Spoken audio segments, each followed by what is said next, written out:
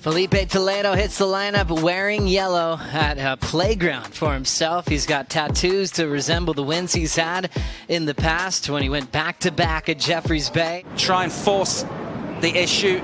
Meanwhile, Rio.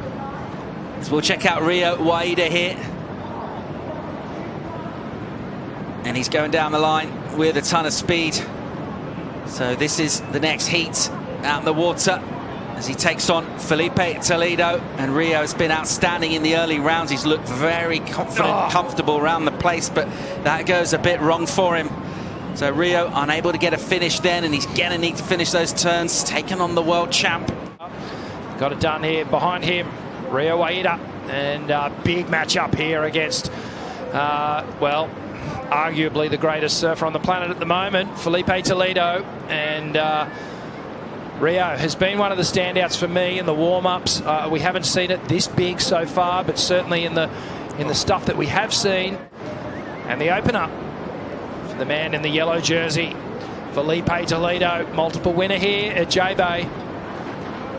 And just slicing through these inside sections here. Filipe looking very good. I just love the balance of you know, radical surfing and the power approach. Got to be really thankful, you know, when we think about the conditions we're scoring this year as we get right into action. Setting that rail and working on a nice tempo is Rio Waida. Throwing down a healthy looking arc. Plenty of time for him to regain his composure off the bottom. Just a little chip there as he's trying to create some space now. Still set up work. So this one really stretched on him, and he's now going back to work with turns. Carve to a big connection off the lip, exploding. Incomplete on the finishing move. Is in a powerful rhythm. As we see that last replay for Connor, then back to Rio Waida. Gotta love overlapping heats.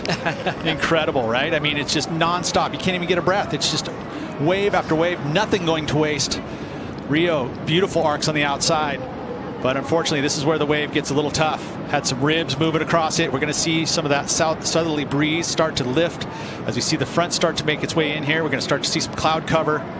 But the waves will hopefully, fingers crossed, be around. Looking like we've got world number one in motion. Toledo, two-time J-Bay champ, throws down a clean down carve right back to the lip. Disconnected off that second section. And how about that perfect slice into the pocket? Toledo still running after this one as John gets started. Two of the best on tour. Going back to back here in different heats. Look at these two carves that we see out of Filipe here from this aerial view. The length in which he does that arc, both of them, where he lays into it, keeps it together, gets the disconnect, and still somehow finds his way out in front. There, mixes it up a little more, again, different type of carve, showcasing the variety which we want to see here on these long J-Bay walls. This wave slows up here, but now he gets attacking the lip, gets that fin ditch, which we always see him do.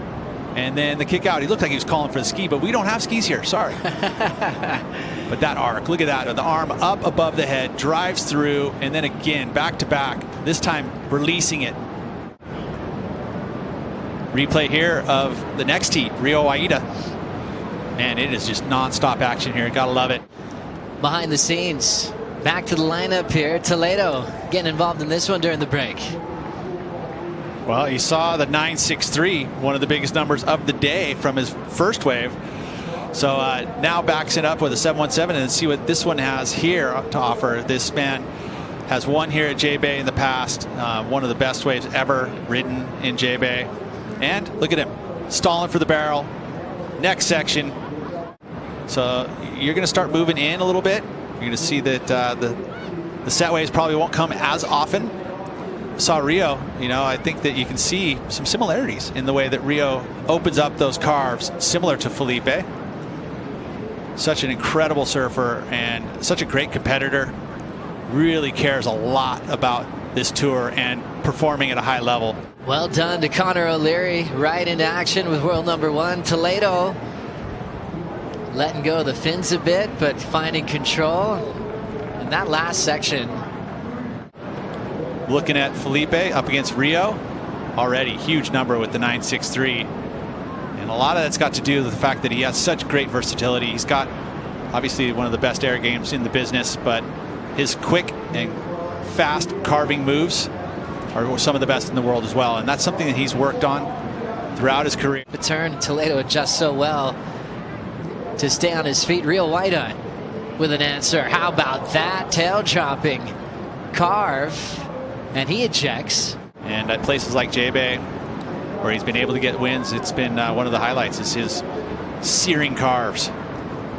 Rio going for an answer back here, drives, gets some release, move around. There's not this consistent movement of the, with the dynamic of South America underneath and how it gets whipped under, and it just like, it's the craziest place on earth in order to forecast swells, and a lot of energy.